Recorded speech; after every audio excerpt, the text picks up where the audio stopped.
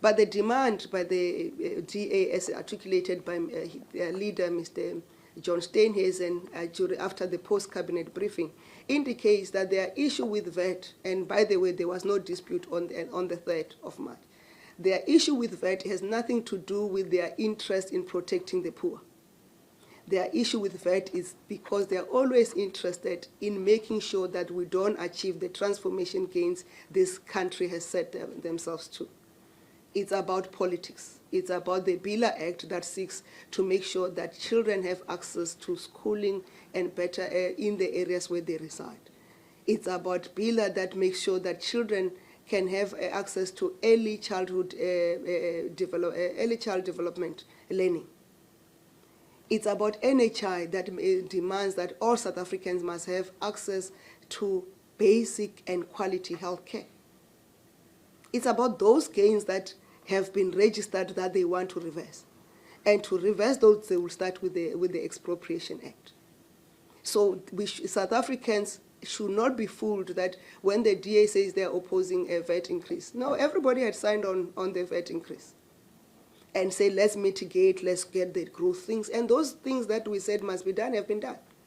But now the DA wants to hold the country in ransom because they want to reverse the gains of the Expropriation Act that reverse the fundamental sin to the struggle of a free South Africa. Remember, the struggle of a free South Africa was waged on the basis of access to land and the denial of the majority to access land. And that is fundamental. The land question must be addressed fundamentally in this country.